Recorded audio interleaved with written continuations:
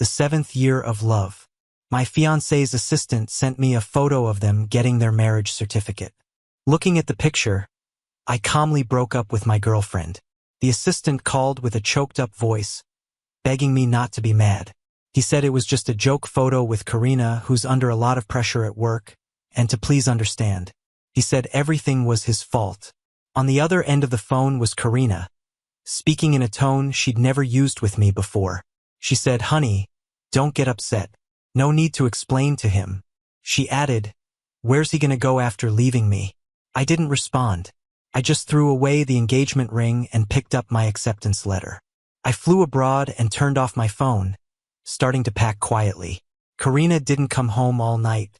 She stumbled in the next morning, reeking of alcohol. Seeing me on the couch, she ordered in her usual commanding tone, "Make me some sugar water." I glanced up and didn't respond, just continued packing my things. Seeing me not answer, Karina came over, frowning. "Victor, are you deaf?" Noticing my packed luggage, she paused, then her face darkened. "What's this? You really plan to break up?"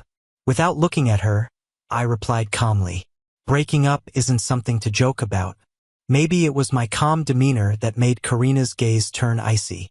She kicked over my suitcase and looked down at me. "Have you had enough of this tantrum?" I glanced at her, a mocking smile on my lips. "A tantrum? You went and married someone else. Why would I listen to anything you say?" Karina looked even more impatient. "Haven't I explained? It was just for fun. Nick's got cancer. He wanted to give his parents some comfort before he passed. You know, he's been with me since graduation, more than an assistant, a friend. Why shouldn't I help him?" Her tone sounded condescending. "It's fine. Once he's gone, we can get the license again." I waved my hand, interrupting her ridiculous explanation. "Enough. There's no need to tell me. You have a husband now.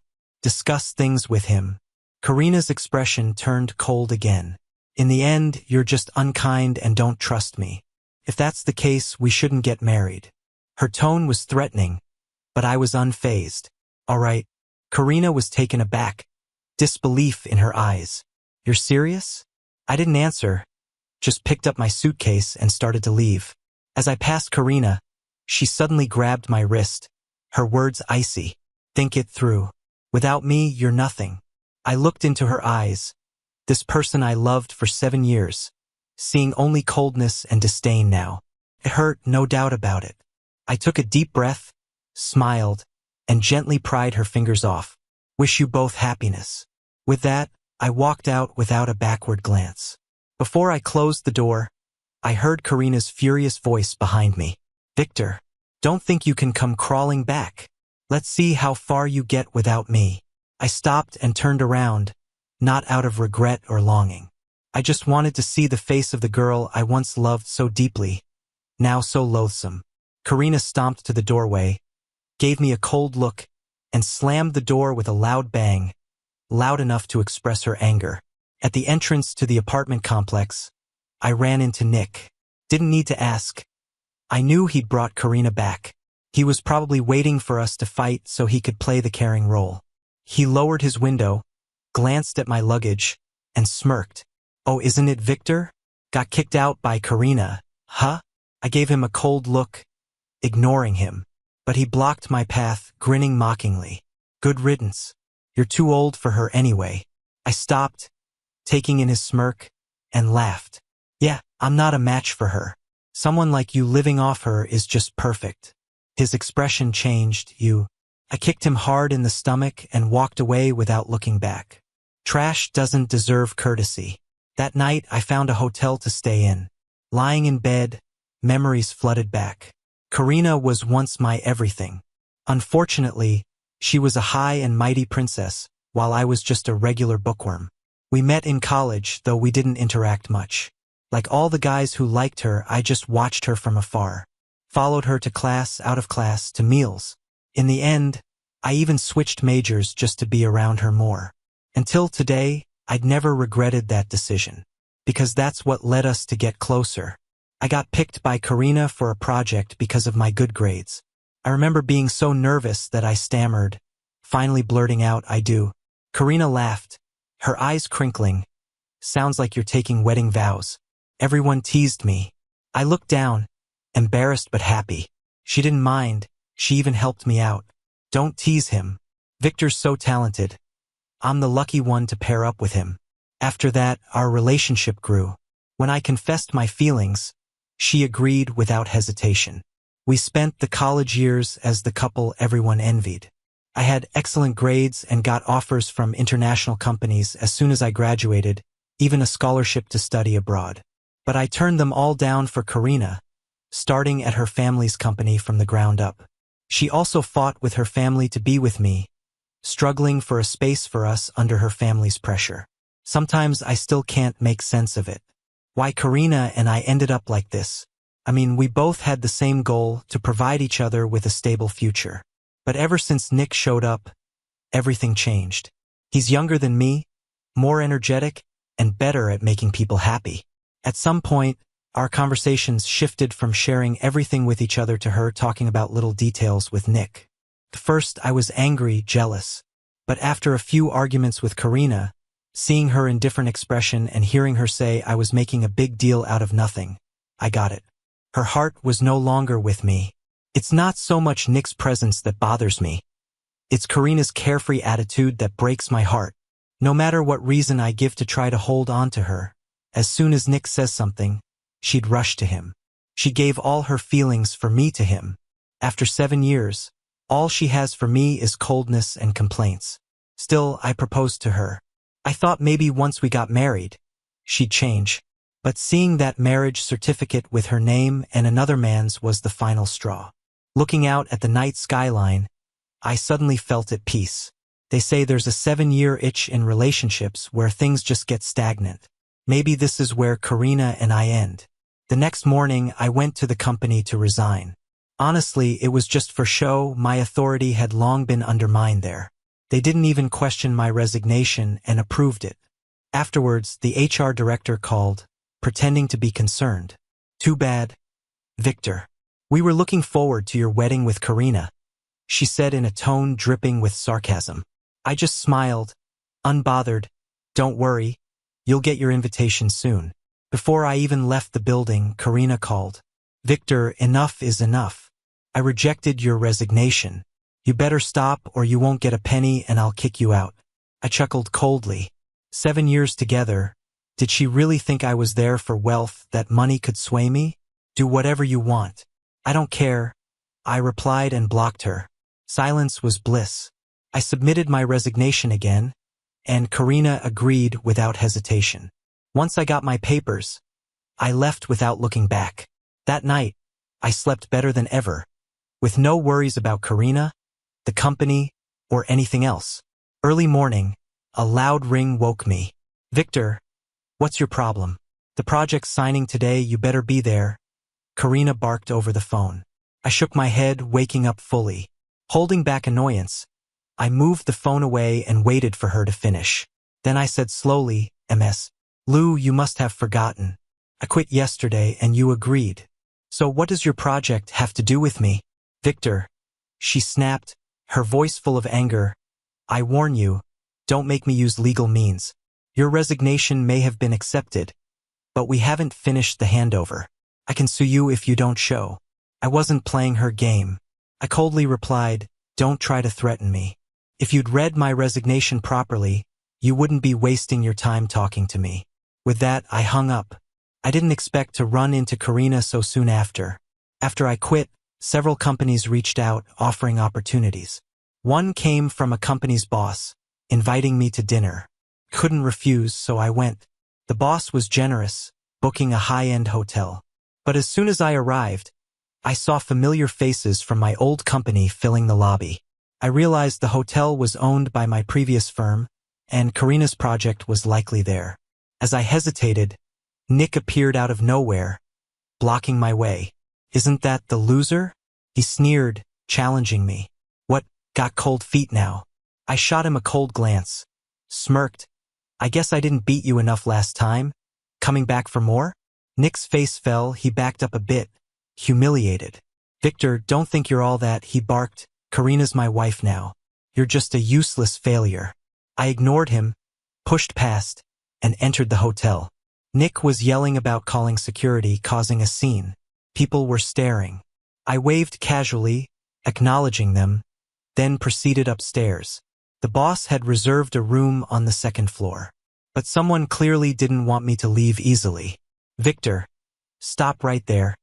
Karina stormed up in her high heels, looking me over with disdain. "On a day like this, you show up dressed like that? Even if you don't care about embarrassment." "I do." She told her assistant to take me for a makeover, but I shrugged them off, amused. "Karina, how many times do I have to tell you? Quit. We have no ties. I'm here for a meeting, not your charade. What I wear is none of your business." Karina was taken aback, almost reflexively mocking. "Meeting someone here? As if you, as an unwanted son-in-law, I really didn't belong here." I didn't bother explaining, turned around, and headed upstairs. But right then, another voice stopped me in my tracks. "Hey, Victor. Long time no see." I turned around, and a chubby middle-aged man was warmly approaching. It was Tom, the president of Gina Group and one of today's main figures.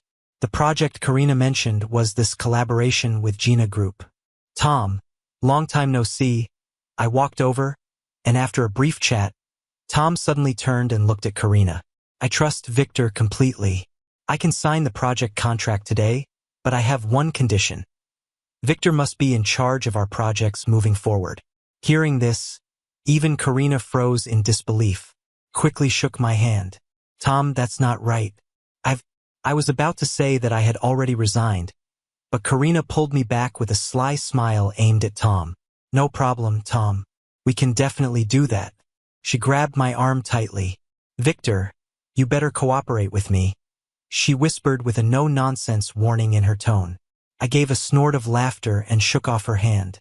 With Tom present and everyone else looking on in confusion, I spoke up loud and clear. "I'm sorry, but I won't be participating in or collaborating on this project. I submitted my resignation yesterday, and in the future, I have no ties with Karina's company. And Miss Karina has already registered marriage with her assistant, which means she'll have nothing to do with me from now on." I gave Tom an apologetic smile. "Sorry, Tom. Looks like I won't be able to work with you anymore." Karina stood there in shock, not expecting I'd draw such a hard line. Tom's expression turned slightly grim. "Karina, is what he's saying true?"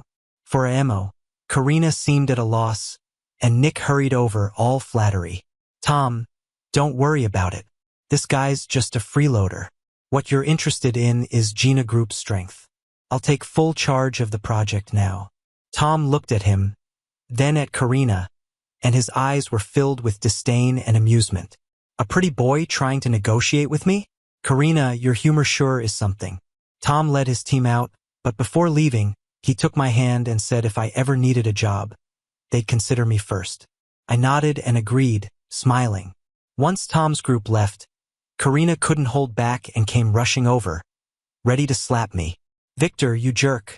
Do you know how much you've cost the group with your little stunt?" I grabbed her wrist and pushed her away coldly.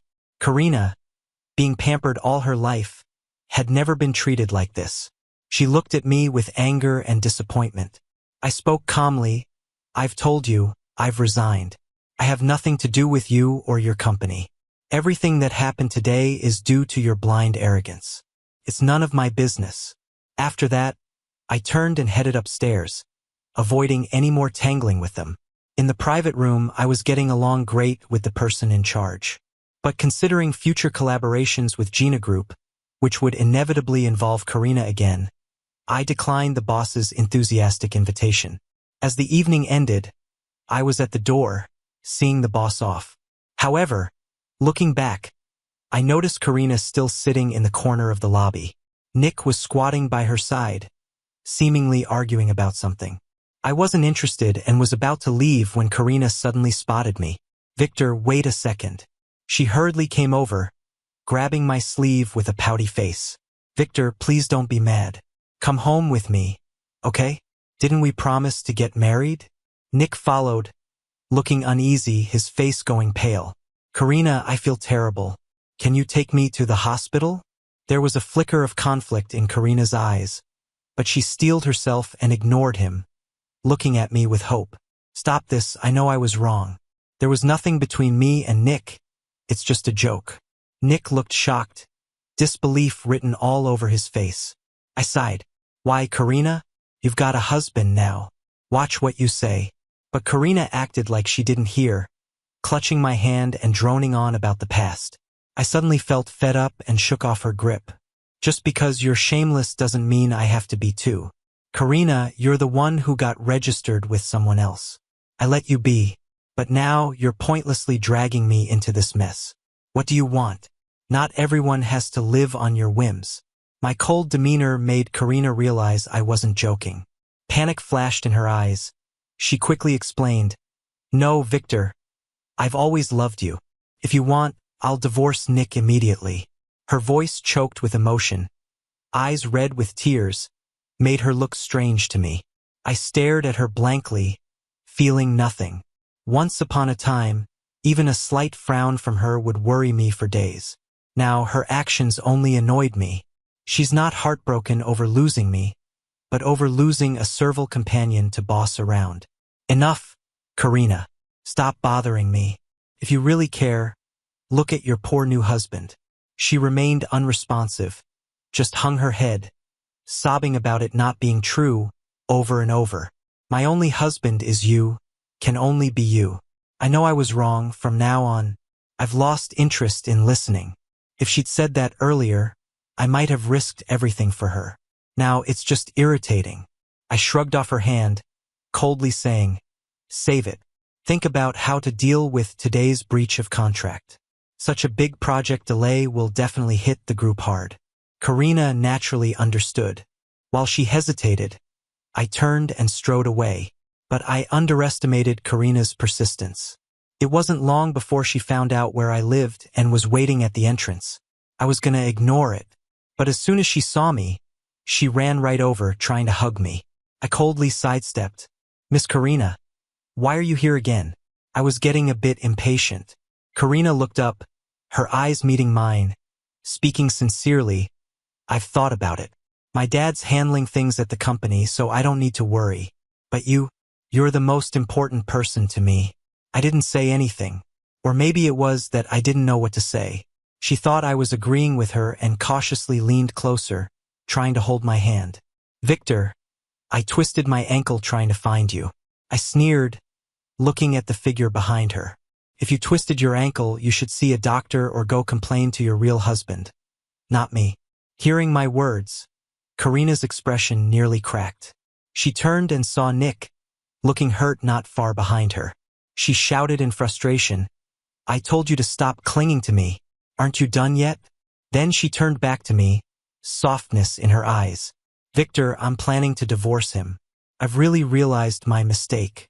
Can't you feel how much I love you? I took a good look at her. Her love? Was there even love for me? I didn't think so. As the eldest daughter of the Liu family, she's used to being the center of attention. She can't handle my constant rejections, especially since I used to be her plaything. She tried to conquer me, but if she succeeded, I'd end up like Nick, something tasteless to her. Your husband's still here. Shouldn't you be comforting him? After all, you guys have a marriage certificate. I said with a sarcastic smile. Nick had already moved to stand behind Karina. Upon hearing my words, he embraced her from behind. Karina, come on. Let's go home. Okay? Karina tried to struggle. I coldly added, Karina, stop bothering me. You made your choice, now deal with the consequences. From now on, I don't want to see you. Maybe my words hurt her pride, because her face shifted from hurt to anger. She turned back to Nick and shot me a dark, disdainful look. Victor, if you don't appreciate my kindness, don't blame me when you come begging. I just laughed and shook my head, completely uninterested. News about the breach of Karina's company had spread, especially her affair with her assistant. It became public gossip. Inevitably, as her ex, I got dragged into it too. My phone blew up with calls from tabloid reporters. I had no choice but to go to the phone company and cancel my number to get some peace. But just a few days later, Karina returned, bringing her family's bodyguards to corner me at my apartment entrance. She even threatened that if I didn't go with her, she wouldn't let me leave the building. Reluctant to cause trouble for the neighbors, I frowningly got in the car with her. "Karina, are you done causing a scene?" I questioned. Despite a flash of annoyance, Karina's expression quickly turned calm. "Victor, I'm here because of my father. He's in the hospital and wants to see you." Her tone wasn't arrogant like that night, but rather pleading. I shrugged it off and leaned back in the car, closing my eyes to rest. When we reached the hospital's premium room, I saw Karina's father. Once a commanding man, he now lay pale and lonely in the hospital bed. "Dad," Karina called softly. "I brought Victor." Karina's father opened his eyes, his gaze sharp, exuding an intense sense of authority even in such a state. I marveled at how even Karina, so domineering with me, was now submissive, fiddling nervously with her clothes. It was her little nervous habit. In the past, I might have comforted her, but times change. I didn't need to play along anymore. So, I casually sat on the sofa and crossed my legs, smirking. "What's the matter?" Karina's father's gaze froze for a moment. Then he spoke flatly. "You should know that the company's stocks have plummeted." I chuckled but said nothing. His expression darkened. "I called you here to discuss marrying Karina soon. That way we can go ahead with the deal with Tom. It benefits both of us." He sounded weak due to his condition, but his disdainful, commanding tone was clear. Since he found out I was dating Karina, he did all he could to stop it. He thought that, as a poor guy from the countryside, I was after Karina's family's wealth. To this day, he still thinks the same. I laughed, now understanding their game. Failing to mend bridges with Tom after offending him, they'd turn to me once they learned of Tom's favorable opinion of me. I'd been a pawn to them all along, with no rights of my own. "I've arranged for her to divorce Nick. As long as you agree, you can marry my daughter right away." Karina looked at me with teary eyes, hoping I'd nod in agreement. I looked her straight in the eye, speaking slowly and clearly. "Sorry, I don't want anyone's leftovers."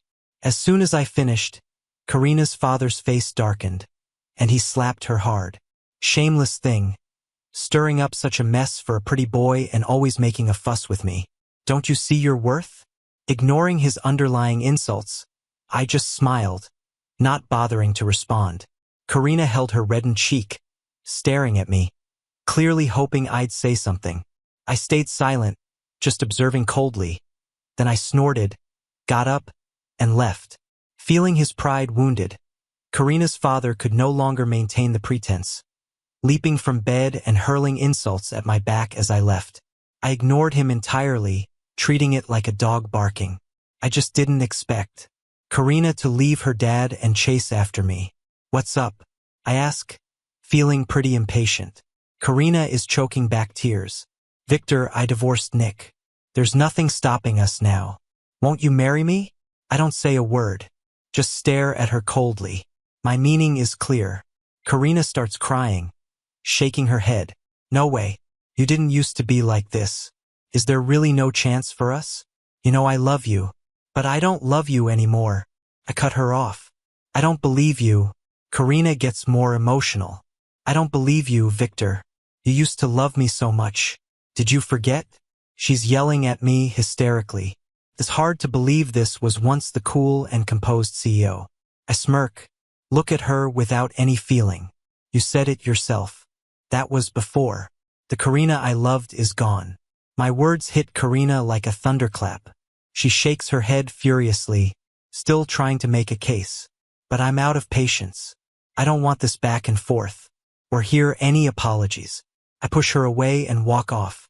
She collapses, crying hard. After that day, we cut all ties. Though the buzz about Karina's company going down makes headlines. To pay off a huge penalty to Tom, she tried to cut costs by downsizing. The whole company got in a state of panic, and the bad news just flooded the media. If her family didn't have such strong roots, could have been a total disaster. But I didn't feel much about it. Karina got herself into this mess. Meanwhile, Tom reached out to me again, with a solid offer. I was tempted, but knowing I'd have to deal with the Karina's family, I turned it down. I contacted my college mentor, asked about studying abroad. He was really pleased, since he was pretty disappointed when I gave up a big opportunity for Karina. Seeing me get back on track now, he's very supportive. Victor, you're young. It's time to work hard. After retaking exams a few times, I got accepted into a famous school abroad. To celebrate, my mentor organized a reunion with old classmates. There, I ran into Karina again. In just a few months, she was almost unrecognizable. Karina broke the awkward silence. Hey, long time no see, Victor. She gave a smile, but it seemed a little forced. I nodded, didn't say much. Her eyes dimmed. I must look terrible now, right? Not too bad, just a bit tired. I answered honestly. Her eyes welled up again, colors of hurt and longing in her voice. Victor, I thought I'd never see you again. She stepped close, almost touching me. I frowned and stepped back. Talking is fine, but standing so close, people might get the wrong idea. My action and words startled Karina. Her eyes were full of sorrow. I got annoyed. Who was she putting on this show for? If there's nothing else, let's go inside. The professor is waiting. I tossed these words over my shoulder and brushed past her. When people heard I got into a top school abroad, they raised their glasses to me. After a few rounds, I was getting buzzed. My mentor, not much of a drinker, left early. I understood he was giving us space. With him gone, folks loosened up more, chatting and drinking different topics. Someone brought me into the conversation. I answered all the questions. Then the unavoidable topic of me and Karina came up. In college, we were the golden couple. I frowned, picked up my drink, then spoke once everyone was looking. Karina's a rich girl, not someone I can match. Thanks to our past, I've become a better person.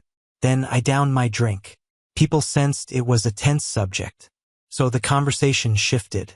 Still, some wouldn't let it go, pushing for Karina and me to play couple games. Seeing me set down my drink, refusing to partake, Karina tried to help me out, yet the others kept pressing. Karina sighed, sitting next to me.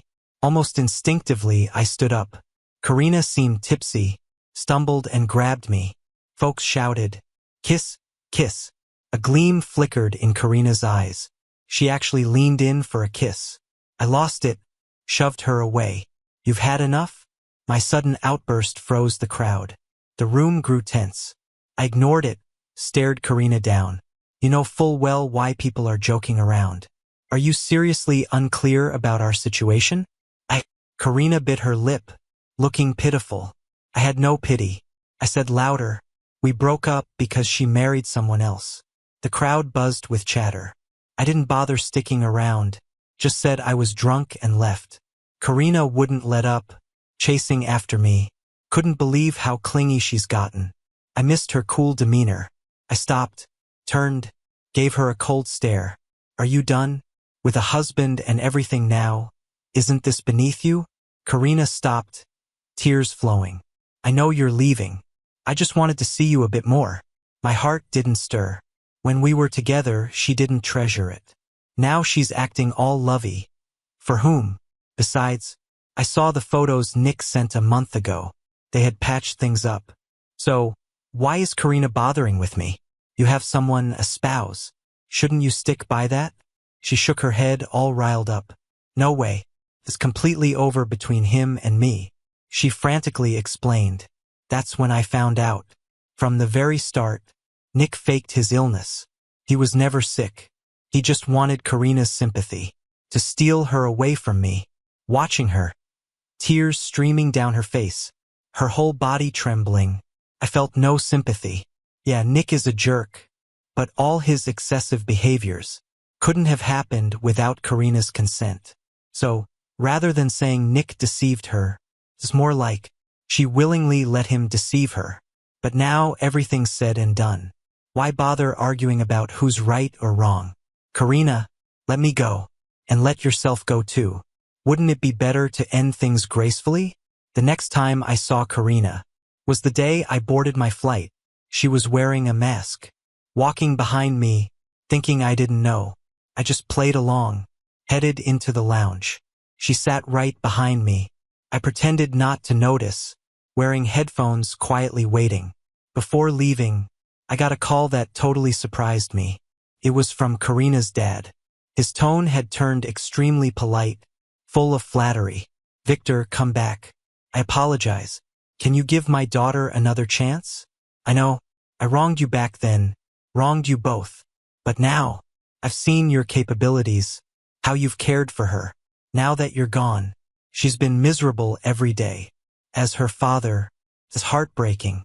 So, I'm begging you, for old time's sake, give my daughter one more chance." I got up and looked directly at Karina. "Karina, I won't repeat myself, so listen up. From now on, I am a stranger to you and to your family." I walked to the boarding gate, glanced back casually. Karina was sobbing, collapsed on the floor. I didn't look back, didn't turn around. Not until I was on the plane, looking out at the blue skies and white clouds, did my thoughts finally calm. I deleted all the contacts related to Karina. After the plane landed, staring at the completely unfamiliar surroundings, a tinge of unease crept in, but it was quickly replaced by excitement. "You're Victor?" A young, vibrant girl ran up to me, holding a sign. "I'm Linda. I'm here to pick you up." I reached out my hand, with a smile. "Hi, Linda." In the days abroad, I threw myself back into my studies. Those messy thoughts in my heart slowly faded away amidst the busy coursework. When I almost forgot the name Karina, one late night, I received a call from across the ocean. "Is this Victor?" "Yes, it is. I'm Karina's lawyer. She passed away at 3:10 p.m. Beijing time. Before she died, she entrusted me to pass on a message to you." Before I could respond, Linda, who had just finished her shower, came over, towel drying her hair. "Honey, who's calling so late?" I smiled, gave her a reassuring look. "Don't worry, it's no one important." With that, I didn't give the caller a chance to speak. Dropped a "I don't want to hear it" and hung up decisively. Linda snuggled into my arms, her eyes filled with affection. "Honey, let's visit my parents tomorrow. They want to meet you." I smiled and gently tapped her nose. "Sure."